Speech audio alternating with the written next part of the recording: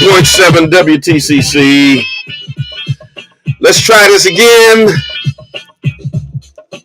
Welcome to the Black Love Experience. Had a little difficulty getting on the air, but we're on here now. So tell a friend, tell somebody. Bishop is on the air. And see if we can get this conversation popping. Once again, all right. Call your friends, tell them we did get on. We're here now. We're going to try to roll with the last 45 minutes or so of the show. To try to holler at you about a couple of things, okay, here and there. All right. Tell somebody we're on. Good morning, ma'am. Good morning, sir. Good morning to each and every one of you that are in the building. Do me a favor, rep your city, rep your town. Let me know where you are chiming in from. Okay? All right, we're going to be right back. Let me get a little bit of word of encouragement up in here. And then we'll get right to our topic. Stay with us. Life is growth, but the essence of growth is change. The being in the road will be the end of the road if you refuse to change. Reach a little higher, dig a little deeper, go a little further, Come on. reach a little higher, Come on, yeah. dig a little deeper, go a little further, Come on, but don't stop. The essence of life is growth, but the essence of growth is change. The being in the road will be the end of the road if you refuse to change. Your life will never change until you get disgusted with where you are. Whatever you don't hate is what you tolerate. You must learn from the past, plan for the future, and live for today. For it is your daily routine that determines your success or failure in life.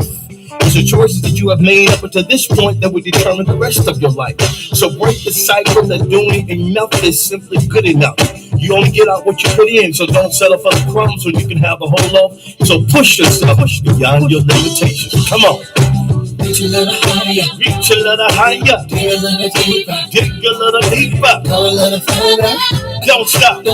Come on. reach a little higher, Dig a little deeper. dig a little deeper, Go a little further. go a little further, Don't stop. don't stop. So you gotta break the routine of trying to beat the system. Manipulators will always try to bypass the process for the quick progress. There are no shortcuts to success. There are no elevators to the top. You gotta take it one step at a time. You gotta break the routine of allowing others to get into your head to control who you are and where you're going. You see, when you're about the positive, you're gonna always have haters. But don't let your haters push you down, let your haters push you forward to the next level. So when people show you who they really are, don't perceive them to be something else that they're not. See, a zebra does not change his stripes. So you gotta keep pushing yourself to the next level. Yeah, there you go. Come on. Be a little deeper. Come on. Yeah. Go a little further. Go a little further. Don't stop. Come on. Don't stop. Come on. Yeah. Reach a little higher. Reach a little higher. Be a little deeper. Dig a little deeper. Go a little further. Go a little further. Don't stop. Come on. Come Don't on. stop. Come on.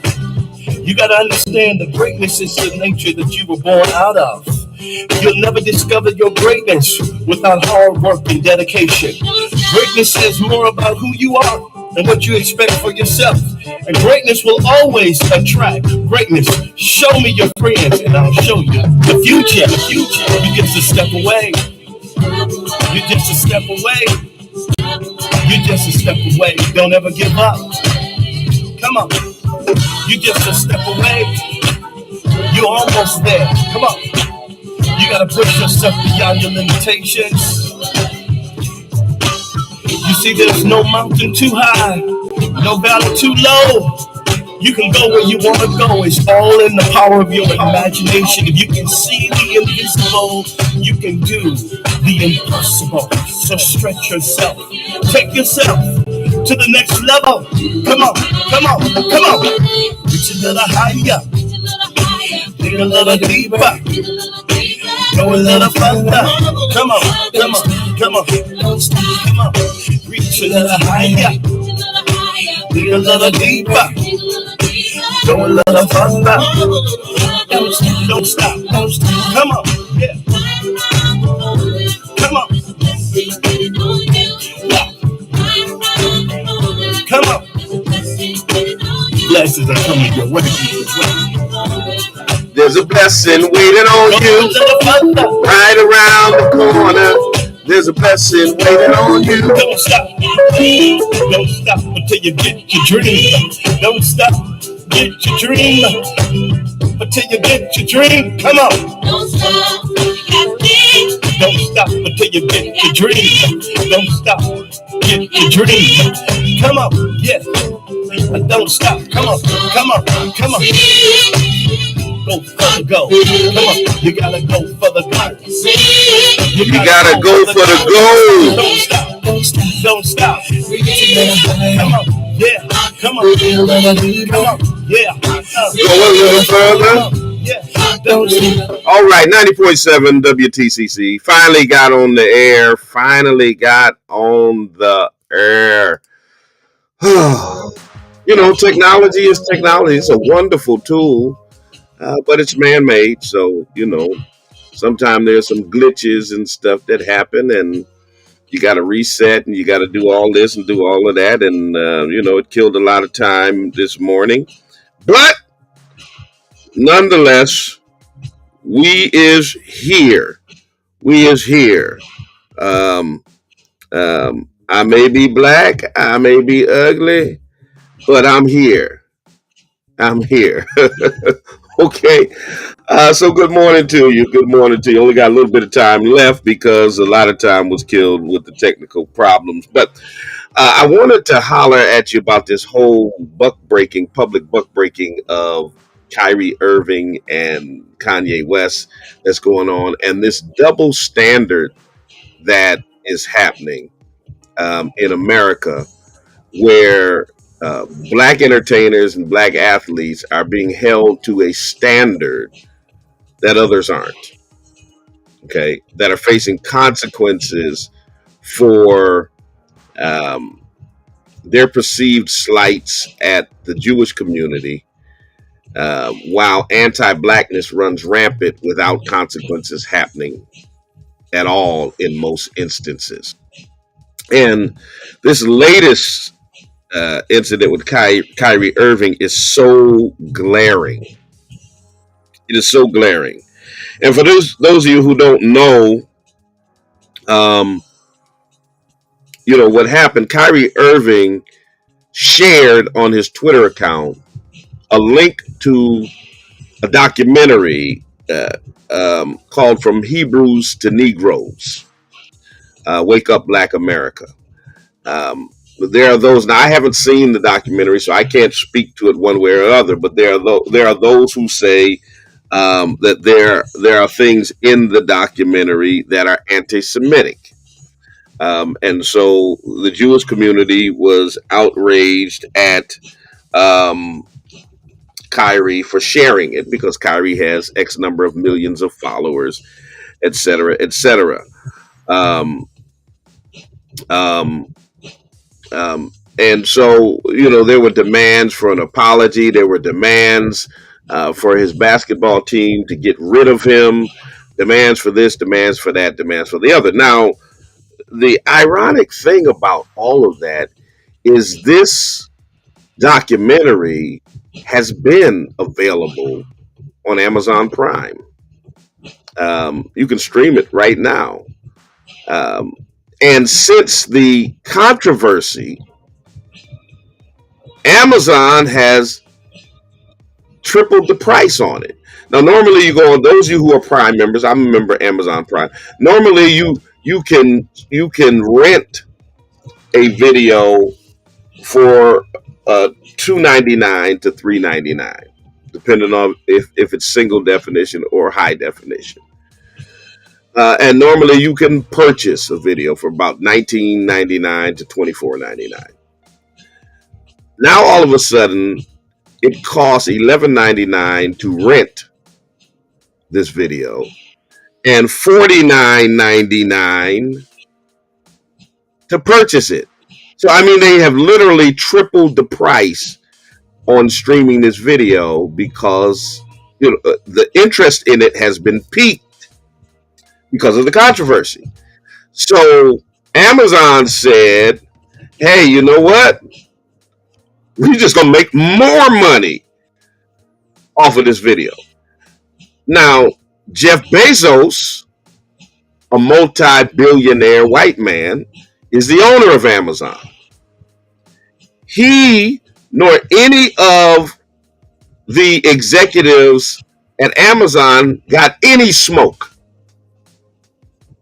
about distributing and profiting from the video. But Kyrie got all kinds of smoke for sharing it. He didn't endorse it.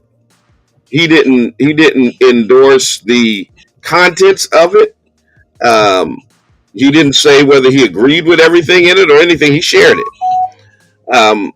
And so he's been excoriated, forced now to apologize, forced to make a $500,000 donation to the Anti-Defamation League. How many rich white people who've called us niggers have been forced to make $500,000 donations to the NAACP or some other civil rights organization? Matter of fact, Robert Sarver, the owner of the Phoenix Suns, who was caught calling black players and employees the N-word, they didn't make him make a mandatory donation to a black organization. Kyrie had to give $500,000 to the ADL, apologize, and then still got suspended. Now you remember what happened to Kanye, a week after he offended the Jewish community. All of his endorsers and deals and contracts got rid of him. His bank had $140 million in Chase Bank. Chase said, "Get out of here. We don't want to do banking with you." But Chase Bank kept doing banking with Jeffrey Epstein, the multi-millionaire white friend of Donald Trump, who was convicted of child sex trafficking. So a child sex trafficker who's Jewish, you can continue to do business with. But a black entertainer like Kanye, yeah, we can't do business with you. The Gap, Adidas, you name it, Balenciaga, all got rid of Kanye. He was the richest a rapper, one of the richest entertainers among black people, according to Forbes, and he lost nearly $1 billion in wealth because of his offense to the Jewish community. Kyrie Irving, suspended, lost $500,000 in wealth. And there are those who are pushing further, to get him released from his team for offending the Jewish community.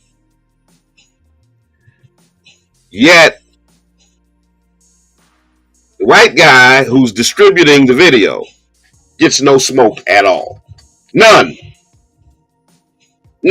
So we live in an America where white Nazis can march the street saying Jews will not replace us, be endorsed by the president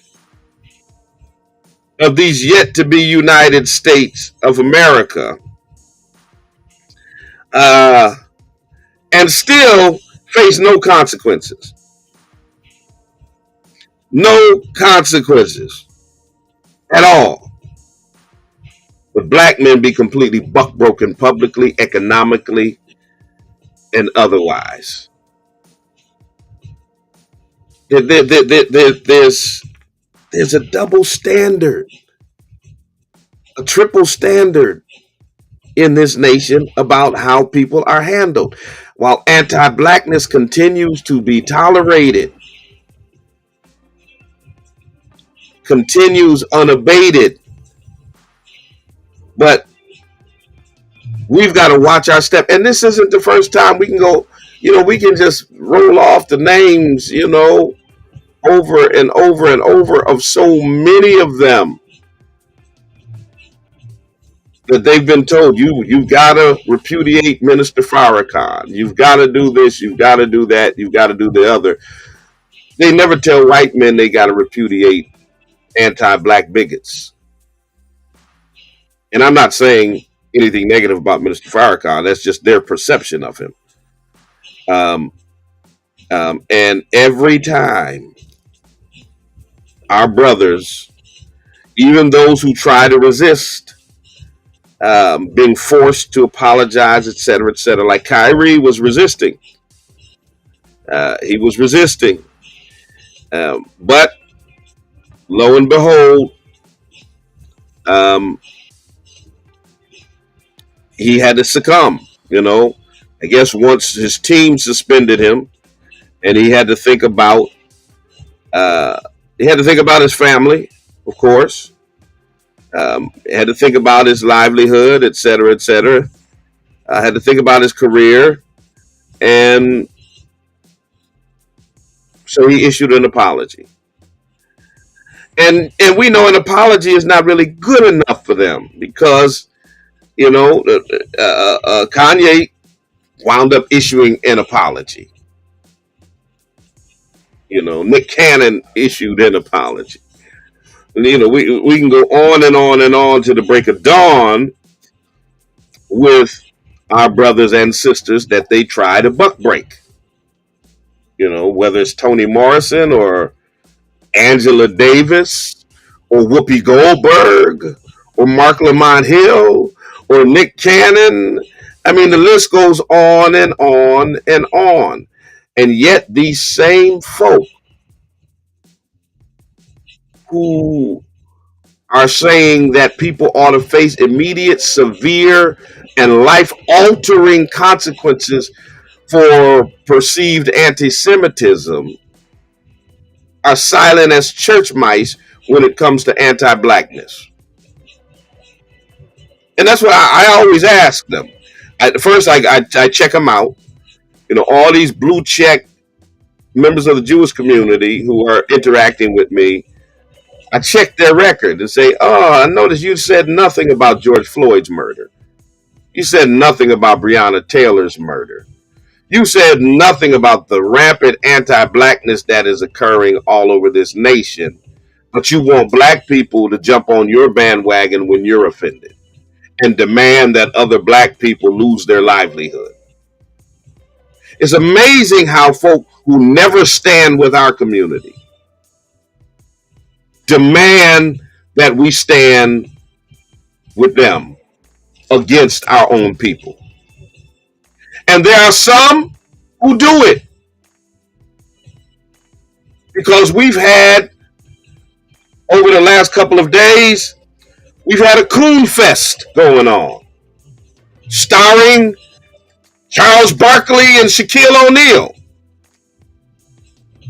You know, I asked the question yesterday, how many current and former white football players are throwing Brett Favre under the bus for stealing millions of dollars from poor black children in Mississippi?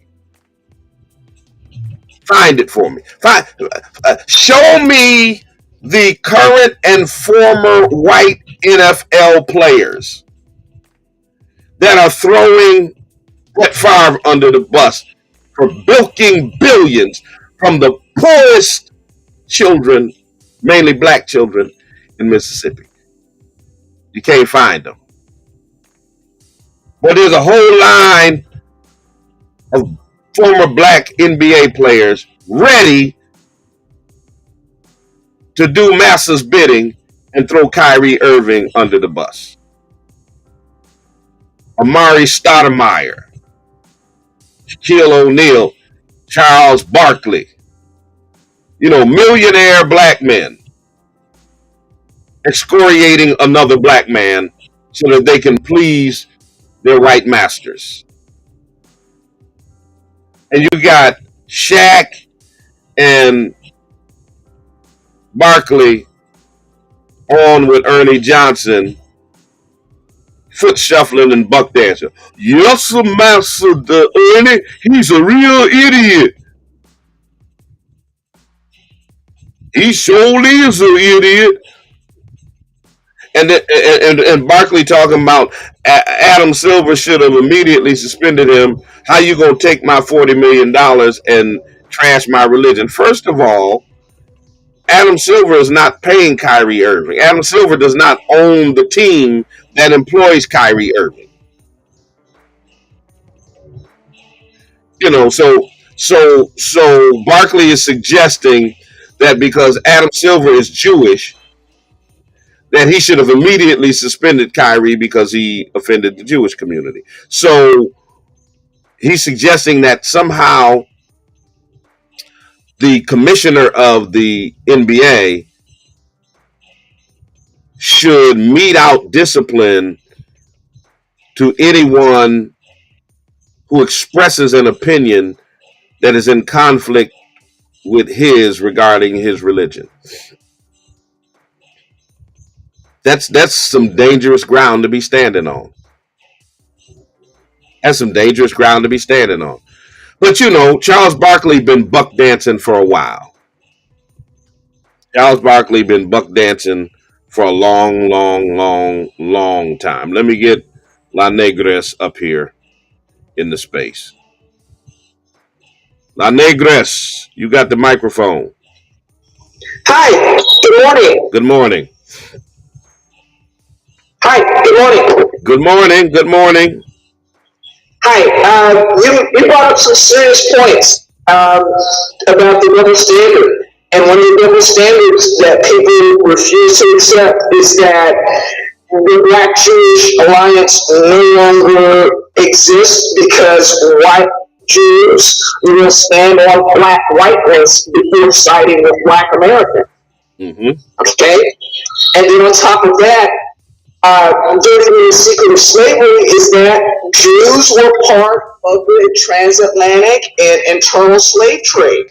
Okay? A huge part Jews of it. made just as much money as other whites, but nobody wants to talk about that. There's supposed to be some unspoken script that blacks and Jews are one and the same, and we're on the same side during the modern civil rights movements of the 60s and 70s. You got to stop with that mythology. You got to start looking at people for what they are doing, which is harming others to stay and maintain their position within the white supremacy hierarchy. Yeah, yeah, and but here's the thing: if you speak the facts about the role that Jewish people played in the transatlantic slave trade, the fact that they financed the slave trade, they owned ships that transported Africans to be enslaved in the Caribbean and in North America. The fact that they owned enslaved Africans here in America. If you say those things, then you're anti-Semitic. It's just as bad as or worse than white supremacists now who are pushing that you can't teach the truth about the history of American racism in public schools. You can't speak about the role that the Jewish community played in the transatlantic slave trade without being labeled as anti-Semitic. Well, the anti-Semitism trope is there just to buck break any black man or black woman who not only challenges the status quo, but puts that truth out there. See, again, the Jewish Americans go by flat whiteness, so they feel that it is their manifest destiny to buck break any black person that doesn't go along with the white supremacist colonized programming. That's it.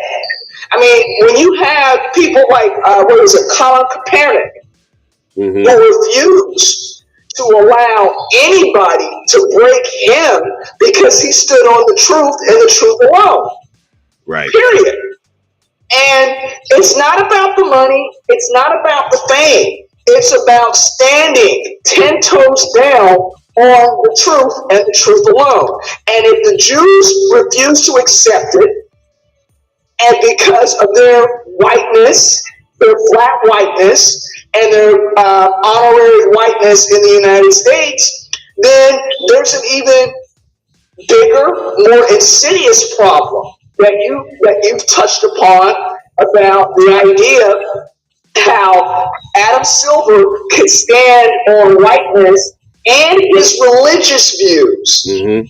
and turn that around and castigate a professional that he doesn't want, who called him out for being a racist. Mm-hmm. I'll land my plane. All right. Appreciate you. Yeah. A lot of truth. A lot of truth. Chilzo. Let me get you up in here. All right. I hope I'm saying that right. Chilzo, you got the microphone.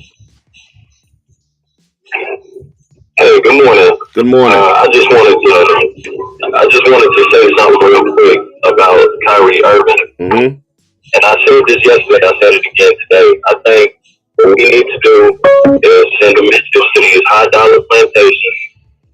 All this, support that we've been giving the NBA, we need to take all that and put it toward alternatives like Ice Cube's Big Three. We have alternatives out here. We just got to use them. Mm-hmm. Because really what they're doing is just showing all of us they don't really care about us. They're just using our talent. They're taking the talent from our athletes, and whenever they want to, they'll just break. I was taught that white supremacy always breaks tools when it's done using. That's just what happens. That's all I want to say. All right. Appreciate you. Yeah, there's a lot of hypocrisy out there. A lot of just rank hypocrisy in terms of how this is being handled. And here's the thing. This whole notion of freedom of speech is so disingenuous. It's freedom of speech as long as they're the ones speaking what they want to speak. But then when it comes to black folks speaking, oh, don't tell the truth about American racism. Don't speak about this or speak about that, or we'll buck break you publicly. But then you want to talk about, I mean, this whole thing with Elon Musk taking over Twitter. It's supposed to be about, oh, now we can have free speech. You can't talk about free speech and simultaneously tell black folk you're not free to speak, or else you'll face debilitating consequences. It's so hypocritical. I mean, it's absolutely insane. What they mean is we want white folks to be free to speak about whatever they want, whoever they want, but not y'all. Not y'all. Let me get the queen. Let me get the queen up in here. Queen of Sheba, you got the microphone. Holla at me. Yes, my name is Benazir Ibrahim Mukhtar. I live in the Netherlands. All right. And I was born in Somalia. I live in the Netherlands as a refugee migrant, but now I'm a Dutch citizen.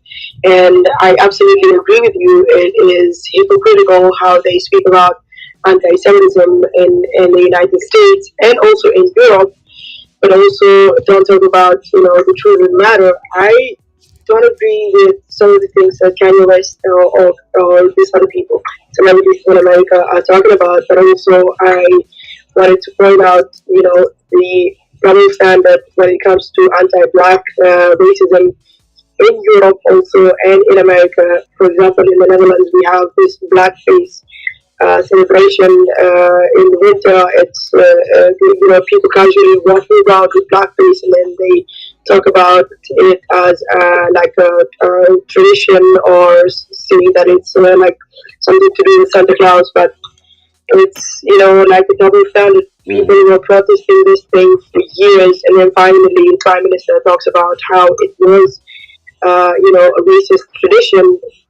So, like, my point is, all these people, the white folks or the Jewish community, they talk about these things when it affects them, but when it's time to talk about everything that's happening to black people all over the world, it doesn't have to be the United States.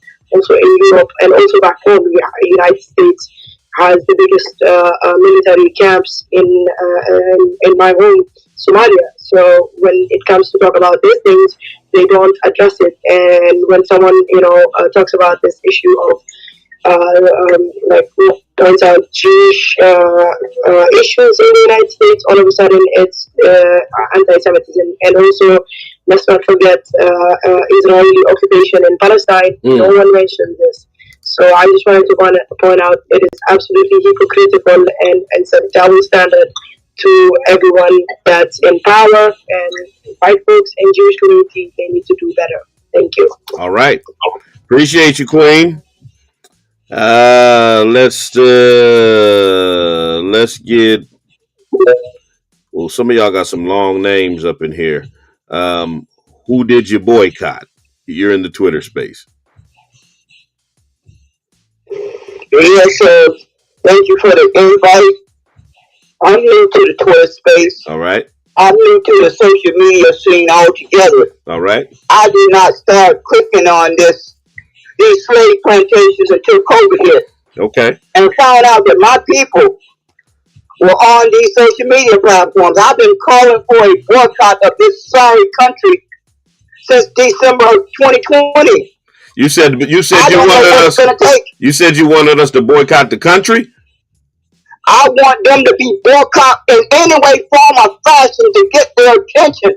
Okay. I mean, we got a lot to choose from. We got so many to choose from, it'll take us a lifetime to get to all of them. Okay. I mean, we could pick any one of these social media platforms tomorrow and boycott them for 2 days. I call for a boycott on Clubhouse.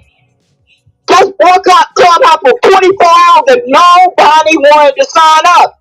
What is it going to take? What is it going to take for us as black melanated people to understand this is the main power we have in this world? All We right. witnessed it for 2 nights.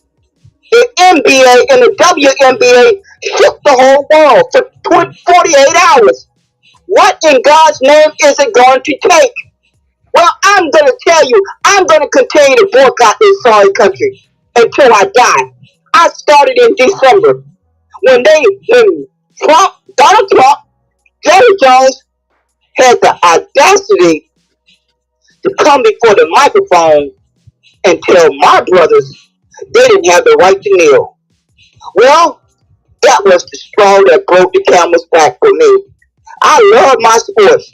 I played sports all my life. All right. But I stopped watching sports the next day. I ain't watched a sport, NBA, NFL, since I heard that conference. They would not get my pennies and nickels. Fast food, they not getting my money anymore. All right. PET, the Grammys, on and on and on. Little Caesar, I have cut out cable, all of their foolishness. And Adidas just got a taste of that medicine the past couple of days. Adidas is probably feeling really small right now. So they said, well, we need some reinforcement. So let's target another black person. We need some reinforcements to help Adidas hold up their foolishness. Adidas is already suffering for what they did to Kanye West. Their stock went down under $100. But they ain't got a taste of their medicine enough yet.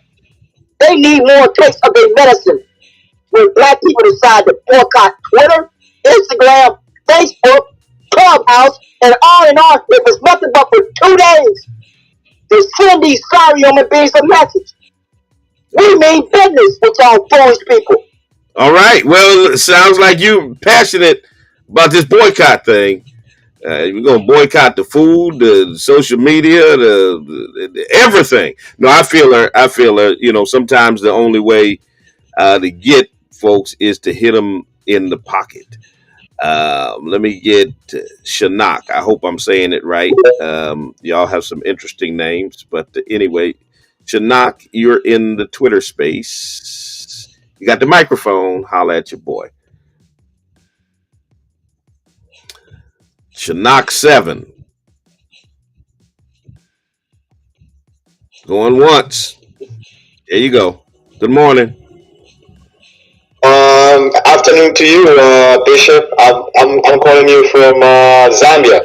Okay, it's From the Zambia. motherland. All right, it's afternoon where you are. It's morning where I am. So good afternoon. Right, right.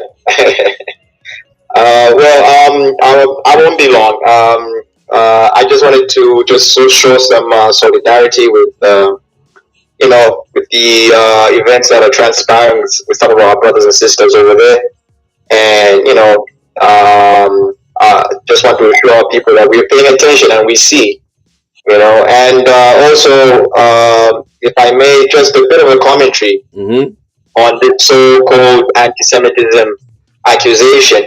Mm-hmm. Obviously, I'm sure many people on this particular panel already know that it's often a trait that's often used to silence or discredit often legitimate criticisms of actions of people who are part of the so-called quote-unquote Jewish faith, Jewish religion, or state of Israel.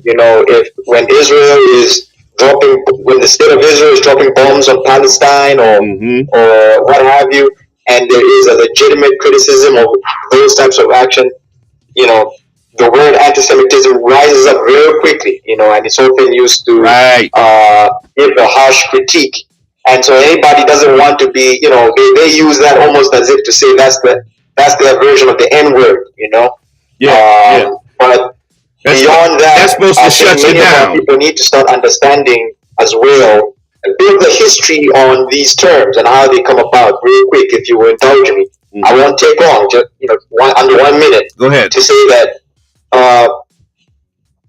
we need to expand our understanding. Our people and everybody in general need to understand or expand their understanding of what is a Jew. We must stop tying the idea of being a Jew to being European, because that has been the normative way that, whether it be biblical scholars or historians and Eurocentric historians and what have you have always considered to say that the European Jew or the Jew coming out of Europe is the standard Jew. Right. But when we go back from a historical and in fact a biblical account of things, we will find that could be further from the truth. You will find that there are a lot of people of color who outnumber European Jewry.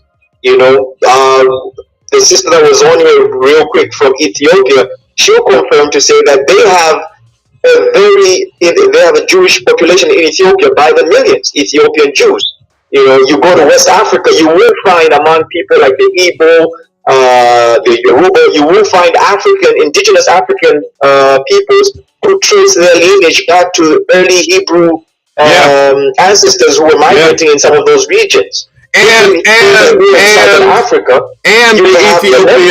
the Ethiopian Jews outdate their practice of Judaism from the Jews from Europe. When I was in Israel one time, I had an opportunity to sit down and talk with Shlomo Mola, who at that time was the deputy speaker of the Knesset. He was an Ethiopian Jew, and he talked extensively about the racial oppression and discrimination Ethiopian Jews faced in Israel at the hands of European Jews.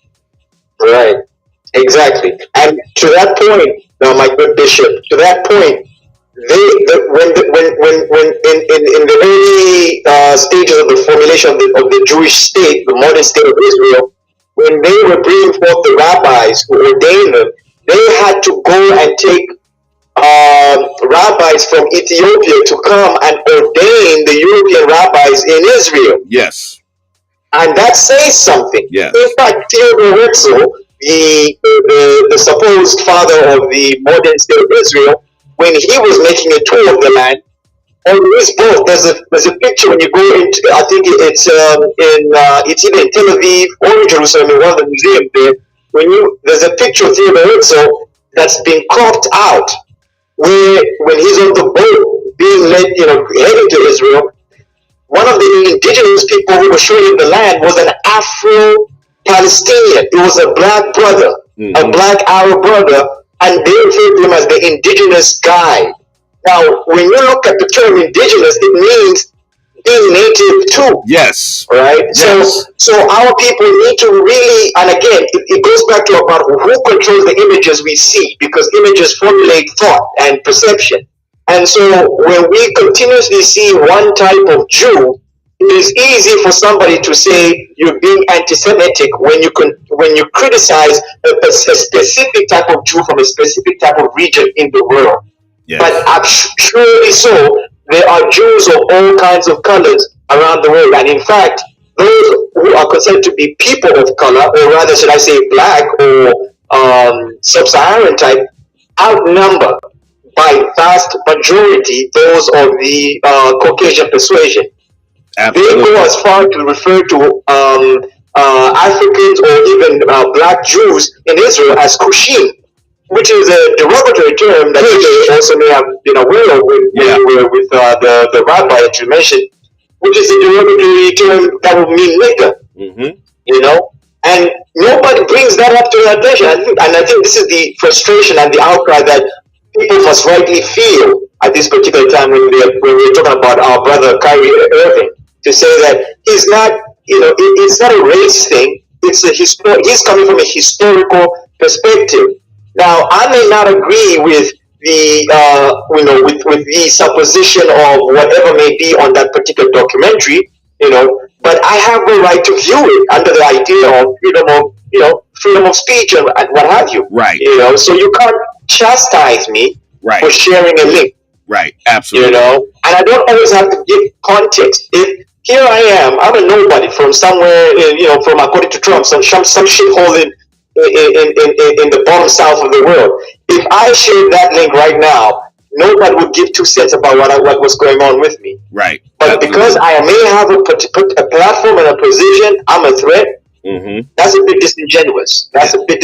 So yes, I appreciate for sparing me my chance to vent. But I just want to emphasize with our brothers and sisters to say, and everybody else who may be listening, to say that we must rethink our understanding of a Jew.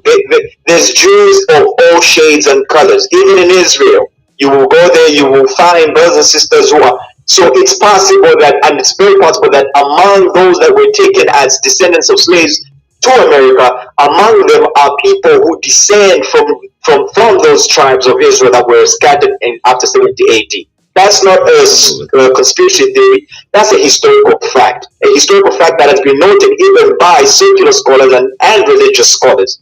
But the racism still permeates even in those institutions, that they won't allow these conversations to be had in a more open forum. And so what you expect, people will rush to YouTube. People will rush to some of the spaces, and not everybody on YouTube is a bona fide scholar, but people will give up. So I'll end it there. All right. Appreciate you. Oh, I wish I had more time. I see so many of you all who want to get in on this conversation. Sorry that my time was cut short because of the technical difficulties we were having with getting over the air on the radio and yada, yada, yada. So, unfortunately, I got to move out your way. I gotta go. I won't be with you on Monday because I'll be traveling. So, I guess I'll see you when I see you. Appreciate each and every one of you in the space that is trying to get in here. But I got to get off the air. Well, I'll tell you what I'm going to do. I'm going to sign off of WTCC, and I'll take a couple more of you in the Twitter space over social media. So for those of you who are listening on WTCC, and you want to come on over here to the social media space, come on and roll through. I'll be glad to have you as we continue for a little bit with this particular conversation. If you're looking for a place to worship, check us out at Spring of Hope Church of God in Christ, 35 Alden Street, Springfield, Massachusetts, 11 o'clock a.m. on Sunday. Prayer, praise, and preaching happening in the building. Check us out, all right, in the 413. Listen to the spoken word. We will have something running on Monday, though. Listen to the spoken word on Mondays at 9 a.m. The Black Love Experience on Fridays at 9 a.m. Until the next time I talk to you and you talk to me, always remember God loves you. So do I.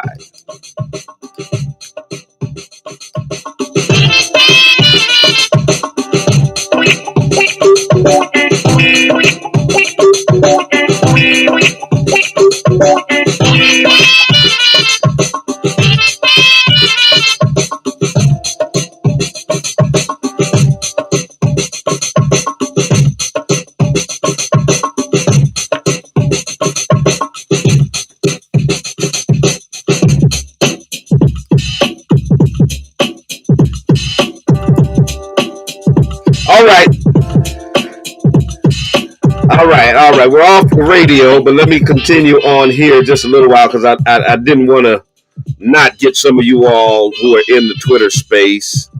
Landless. You got the microphone. Holla at your boy. Landless, you in here? Hey Bishop, I'm here. How you doing? I'm very well, Bishop. Yourself? Good, doing well. No, thanks, man. We are also coming live from South Africa. All right, South Africa. All right. And like the former two speakers from Uganda and Somalia, I just thought that it's important that we send our solidarity with our own brothers in the American land, but we too are witnessing the lynching of the black body. And we also recognize that this lynching, it's historical, it has never stopped. It's the historical sin has always been the enslavement of the black body. And ever since our enslavement taken from Africa into the world, we have never known peace. Right. So for Kanye to expect peace, it was somehow a bit, a bit disingenuous for them. But too quickly, Bishop, since you don't have time, perhaps part of what we need to look at equally is to interrogate the tools of analysis that we are using to try dismantle this white supremacist law. Mm-hmm. There is a meta theory that some of us are following, right, which is called Afro-pessimism, Mm-hmm. largely coming from the professors in the America. Gotcha. And somehow, something interesting about this particular meta theory is that it has been energizing to many black folk. Because part of what we find is that the available language, the available images, the available tools of analysis in the world simply reproduce white supremacy. Mm-hmm. Simply, keep us at the bottom of this particular white supremacy world. And perhaps we must pay a much closer attention to this Afro-pessimism theory, correct it where it's wrong, but advance it where it's correct. Because it looks like it is the only tools of analysis, or at least the only language available in the world that attempts for us to reconstruct our lives differently and connect us. But lastly, Bishop, part of what we need to work on, I think it is also going to be impossible of us to expect our brothers and sisters in America to find peace when we've not resolved the questions of Africa. We need to look at how do we build bridges, how do we build relationships, how do we correct the pool upon which all black people in the world are drawn from. Yeah. And up until I think we correct that, up until we correct that historical justice, we will continue to be victims of white supremacy, no matter where it finds itself in the world. And currently, America is the stage upon which we have engaged. But thanks for this space, Bishop. All right. Appreciate you, my brother. We are looking and we appreciate what you're doing. Thanks, Bishop. All right. Thank you, sir. All the way from South Africa, Destin Lacole. Destin Lacole, you got the microphone. Did I get you in here? I think so. Destin, unmute your mic. You're up next. Okay, thank you. And I know you're limited on time, so I'm just gonna get this off my chest really quickly. All right, where you coming in from? Atlanta. All right, ATL, go ahead.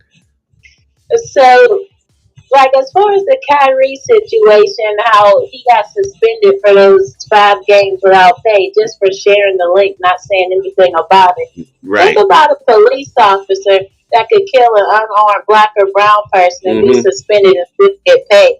Right. Now, Right. If that doesn't make anyone scratch their head, then I don't know what will. Man. And it's also if you have a textbook and it says 3 + 2 = 5, and your teacher keeps telling you that it's 6, and every time you try to say no, it's 5, she doesn't try to correct you. She doesn't try to, have you show your work and all of that. All she does is just try to get you expelled from the school or get you sent to the principal office. That should speak volumes. Mm-hmm.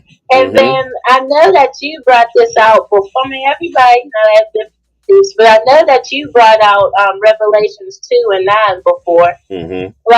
That's eschatology. That's future end time prophecy. Yeah. It's saying Christ himself, red letter, is saying that the real Jews are in poverty. They have trials and tribulations. They don't own everything. You know who the real Jews, you really can go, even though a lot of people say, the Old Testament's done away with. You can tell who the Jews are by the curses that are in Deuteronomy 28. And verse 46 says it's going to be on your descendants forever. Not just sometimes, not just for a little bit, forever. If you don't do what, God wants you to do, that's going to be on you forever. It's a contract. Who else had single parent households? Who else came to be slaves in a country that no one knew about? Who else was on slave ships to get to the country? Who else got an evil eye toward their brother? They keep saying black on black crimes. There's just a whole bunch of things. There's so many verses. It's verse 15 to 68. That's a lot of stuff to read. But just all this different stuff does not point to them. And really, that's all I had to say. All right. Appreciate you, my sister. Oh, yeah. Israel Keys. Israel Keys. You're next up.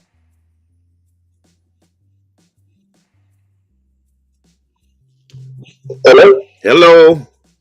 Hey, Richard, how you doing? How you doing, sir? I'm good. You? Awesome. So, I'm calling from, I'm speaking from London. London. All right. Yes, sir, London in the building.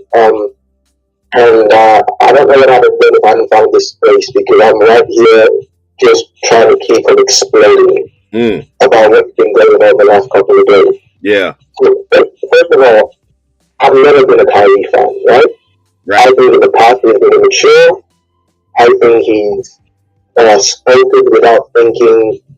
I think he's actually done a lot of damage to some of the causes he's tried to support by the way he's gone about them. And I never thought the day would come where I'd be on the internet defending Kyrie Irving. Right. Now, first of all, I watched that video in 2018. Mm-hmm. There's all the backlash about the thing since then. Right. That's exactly what I want to know. This thing has been sitting on Amazon Prime for anybody to stream. Yes, sir. I watched it. I watched it in 2018. I followed the guy who wrote the book for a while. I don't believe everything he says. There's a lot of stuff in the documentary I personally don't agree with, like Henry said. But at the end of the day, the premise is this. The premise of that entire video is this. There's a difference between a religion and a bloodline. Mm-hmm. And he believes, like Kyrie probably does, that the bloodline of the original Hebrews is not in a lot of the people who say they're Jewish today. Mm-hmm. Now, that's either a fact or it's wrong. Mm-hmm. It's either correct or it's false. It is not anti-Semitic. Right. It's not hate speech. It's not an attack. Someone is saying, I believe I'm the blood of Abraham, and you're not. That's number one. Number two, the man put a link on his Twitter that is an Amazon video. Right. I don't see nobody trying to cancel Amazon. Right. And that's the thing we've been saying. Y'all not going after the multi-billionaire white man, Jeff Bezos, who owns Amazon, who's still making money off. Matter of fact, because it's going up to $49.99 from $19.99. They've tripled the price and said, "Hey, we're gonna make more money off of this joint." There you go, sir. And number three, I don't know if you know this, Bishop. Kyrie Irving's owner, supposed owner, but I hate that phrase in sports, owner. You don't own people. Right. His owner is a Chinese guy called Joe Tsai. Joe Tsai is a public, avowed supporter of the Chinese Communist Party. Joe Tsai owns Alibaba, and it is an incontrovertible fact that they were involved, and are involved, in the oppression of the Chinese Uyghurs, the Muslim population in China. I didn't see any backlash about that. In fact, the only reason this thing blew up was because Joe Tsai, rather than pull his player into the room to have a chat with him and say, "Well, what are you doing? What's business talk?" went online and attacked the man on Twitter. The poor kid stands up in a press conference and gets ambushed and said, I'm being told, "Are you I'm really thinking about this. Are you anti-Semitic?" He says, "Where's all this coming from? Were you promoting the link?" He says, "One, I didn't promote the video. I actually put out something that was interesting." Secondly, he says several times, "I don't hate people. I don't hate whatever. I'm for all religions. I'm this, blah, blah, blah." But no, they have to break him to the point where they want him to come out on his knees and say, "I am sorry." Yep. It wasn't enough to say, "I take responsibility." It wasn't enough to say, "I don't agree with everything in there." It wasn't enough to say, I love people from all walks of life. You have to say, "I'm sorry," and this is what they're after, Bishop. Yep. They were, Kyrie's issue was, the reason why he didn't go initially was, he was trying to say, cryptically, go read the Oxford Dictionary, he was saying, the word Semitic in every dictionary, and I'm quoting from one in front of me right now, sir, says, relating or denoting a family of languages. Semitic languages. Hebrew, Arabic, and Aramaic. Yes. Constituting the main subgroup of the Afro-Asiatic family. Mm-hmm. The kid's saying, I think I'm Semitic. Right. I can't be anti myself. Right. And that was the real issue. Mm-hmm. That's why they broke him. That's why they came after him. That's why they attacked him. It wasn't necessarily about a video that's been online for forever. It's about how dare you appropriate something to yourself right. that we think should belong to us. Yeah. And so we're in a world where me saying, this is my heritage, I don't think it's yours. We can argue about it. We can debate about it. Maybe I'm wrong. Maybe you're right. But if I have to be dragged in line and attacked and vilified and disgraced and fined and lose money, then I'm actually asking the question, what is it about that identity you are so eager to appropriate to want to come after me in my livelihood? Yeah. Yeah, absolutely. Absolutely. Oh, appreciate what you brought out, brother.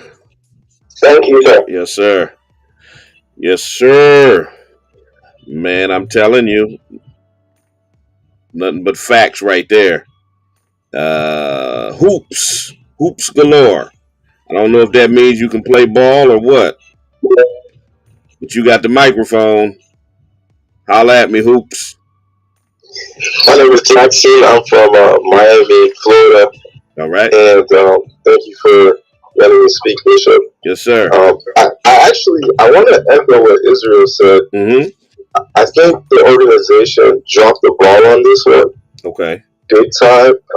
If you watch Sean Marks, who is the general manager of the team, if you watch his last press conference, he publicly said to Nick Friedel, I don't like how you cover our team. But then he allows this same Nick Friedel, that if you go back to last season, went back and forth with Kyrie about a decision he made regarding his body taking a vaccine or not taking it. He allowed the same guy to not only be present in this press conference, but to be the figure that asked the first question. If you are in Kyrie's shoes, how can you not be defensive if the same reporter, the journalist that's been attacking you since you've been in Brooklyn, is the one asking you questions about your stance? And he's framing the questions in a way that almost trips you up. And he's also framing the questions in a way based on his expectation of what you should say. If you're Kyrie Irving, how do you just bow down, or how do you just submit to that and just say yes or no, or I am sorry? I never thought that Kyrie Irving wasn't apologetic. I never thought he was a hateful person. Right. But I always thought they put him in a terrible position to be answering from reporters like Nick Friedel, who hasn't been given any accountability.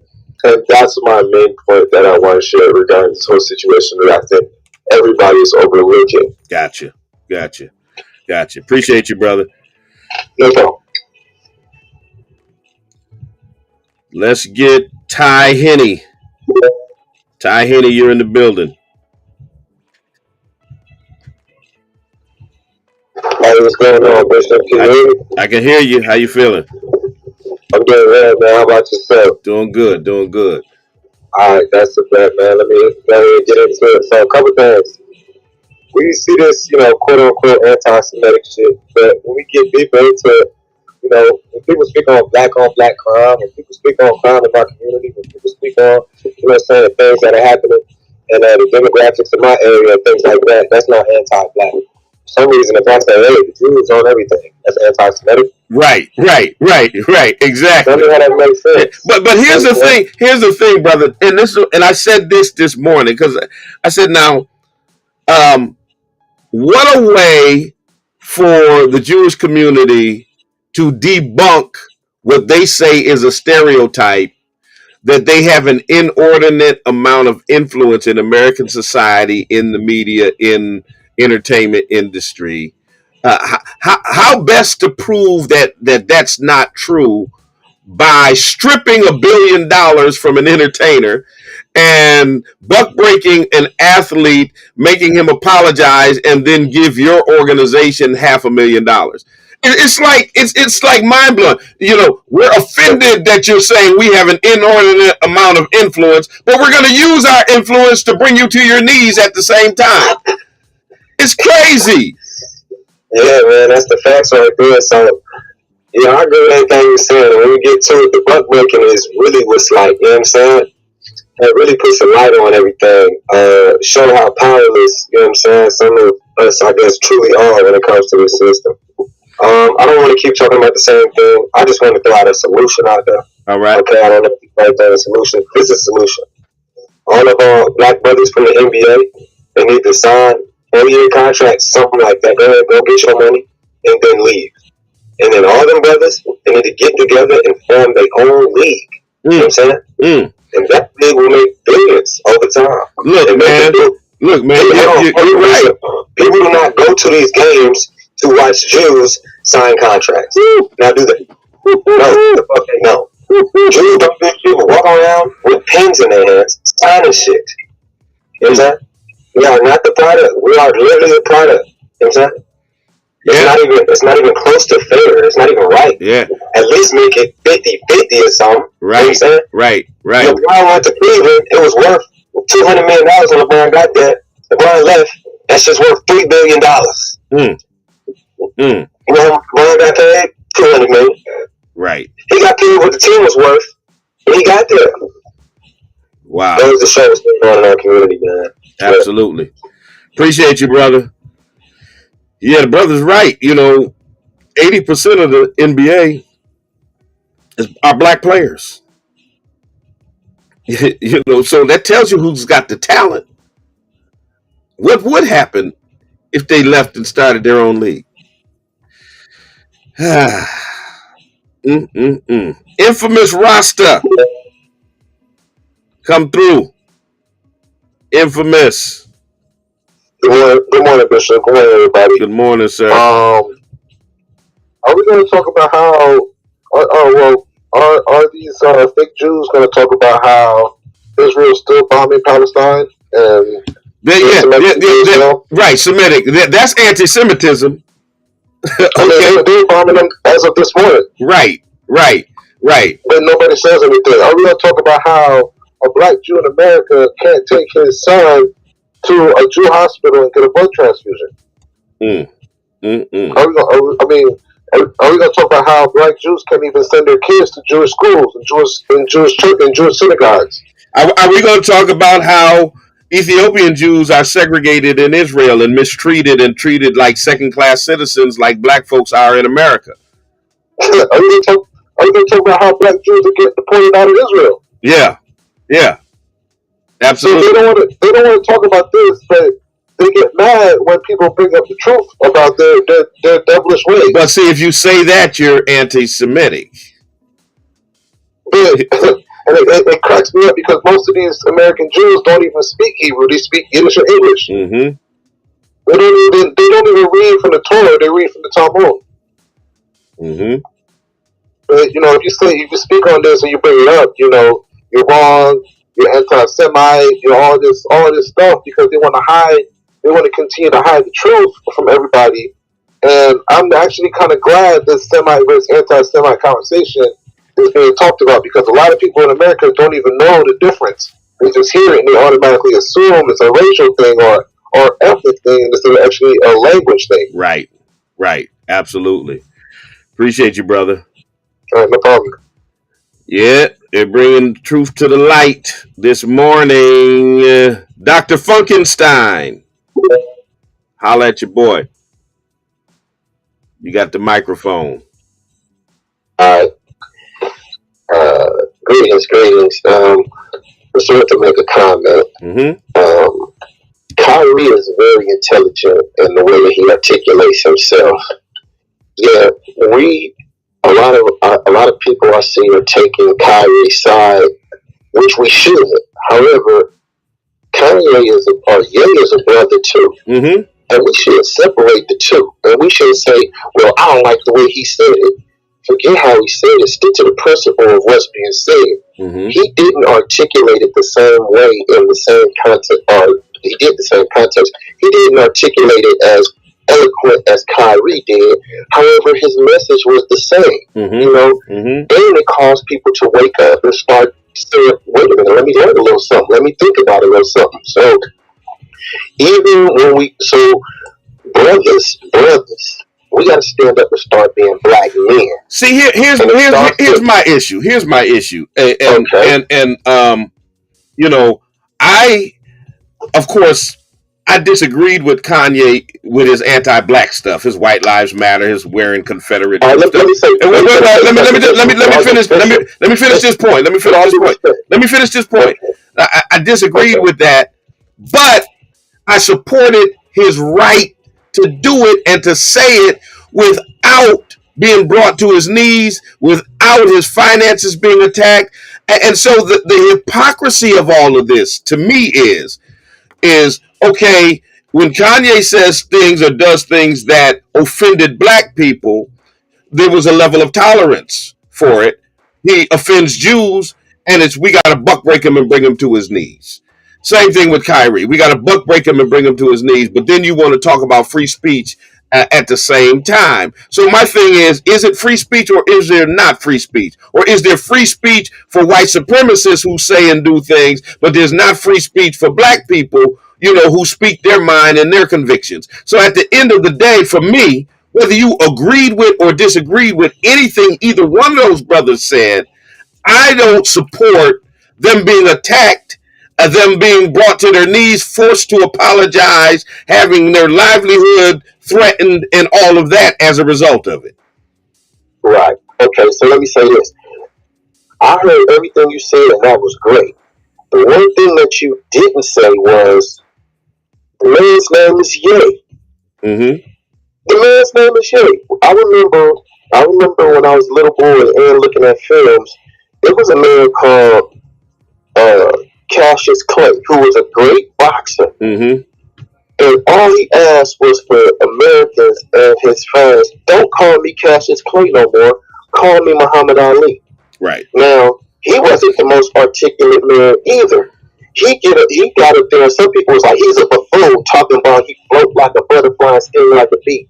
Yeah, he was the same man that said something profound when he said, ain't no Viet Cong never called me a nigga. Mm-hmm. Why should I go over there and kill him?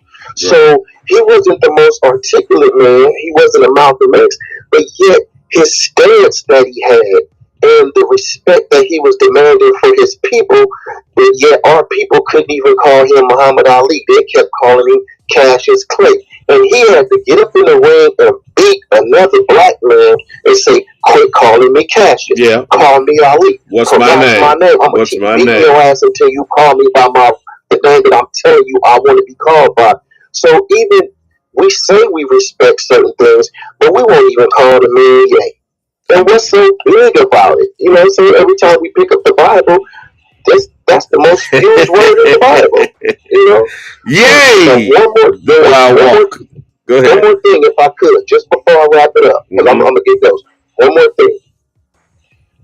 The man said something about slavery. He said slavery was a choice, and we lynched that brother. White people didn't have to come in and do nothing. We didn't. Mm-hmm. Before he challenged white people, he challenged us. And let me say this. White people didn't teach us everything that we thought we knew about slavery, but everything we thought we knew about slavery, white people taught us. Yet what they didn't teach us is that it was many Africans that said, I ain't getting on that boat with you. I'll fight and die before I do that. And they made that choice. There was many Africans that thought it was a land of milk and honey over here, and they got in them chains and got over here and decided, I ain't doing this, I'm running. They didn't stay. That's a choice. There was many Africans that got over here and said, wait, y'all mistreating me. I'll die before I live being a slave. That was a choice they made. It was some that said, you know what? I realize who you are, and I'm going to kill you before I work another day in your cotton field. And those were choices. So we did have choices. They did have choices. And stick to the fact of it, not the emotion of it. Because when you turn it and spin it and you make it just a clip, everybody's going to jump on it. But if you dig to the facts of it, we absolutely had choices and we still have choices. All right, brother. Appreciate you. Peace. All right. Man, y'all rolling up in here. I gotta go. I got a meeting in my office at 11. So let me get a couple more of you all in here. And then I'm gonna be ghost. Let me see. Let me get Anna in here. I don't know if I want to get that Texas in there because I'm scared, who's coming in from Texas. Anna, you got the microphone. Unmute your mic. Let me see. All right, Anna going once. Anna going twice. All right, I got to move on, Anna. I got to move on. Let's see what happened. Texas. Who I got up in here? No, I got Willie Daniels. Holla at me. You put my mic on. All right, who am I speaking to? Benazir, Queen of Sheba. Benazir Ibrahim Mukhtar, living in Amsterdam, Netherlands. Okay. All right. I think I already talked to you. Willie Daniels, you in the building? Good morning, everybody. Good morning. Good morning. I want to speak on Kyrie real quick and make it brief. All right. I think he's on the stage with Kanye. They trying to put the noose around his neck slowly. All right. For what he said, for what he posted. My thing is, why won't nobody stand up and actually call out what he posted? Was it anti or was it not anti?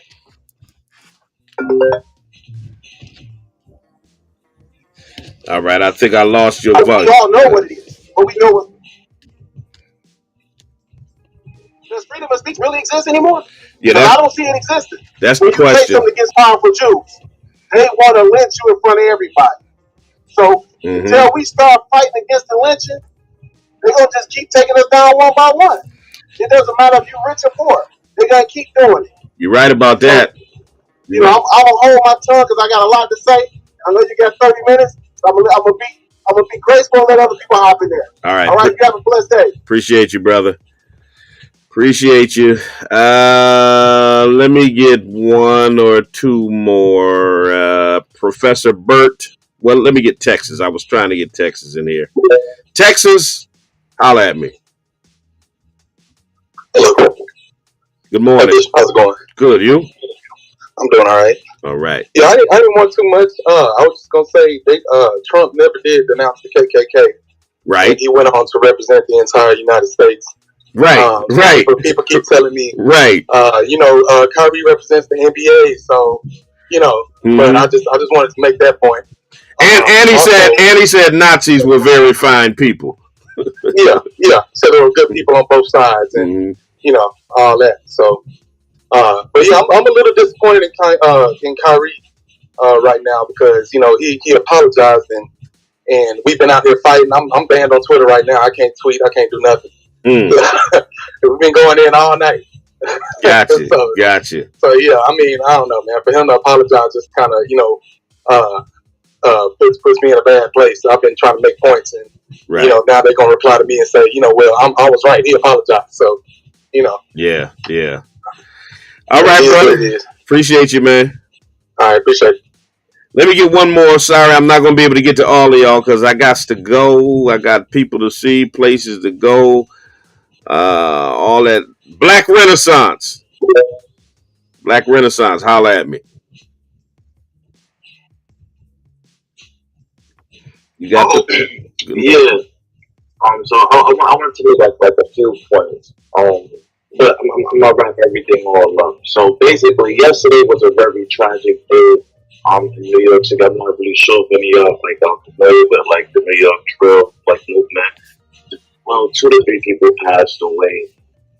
As well as, really in a week, Takeoff passed away. So last night, a young rapper by the name of E.Baby killed himself in Harlem.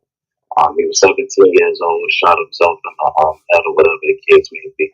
Another kid passed away in Brooklyn on a bicycle, just riding his bike, was gunned down. And as you all know, Takeoff was also passed away. Right. Now, I say all that to say this, that when we speak about Kyrie Irving, if we speak about, like, when we spend the whole month condemning Kanye, and now November begins and we have, like, all this, like, loss of life and stuff like that, I want us to understand, like, it can't be a selfish situation, like the last week just said.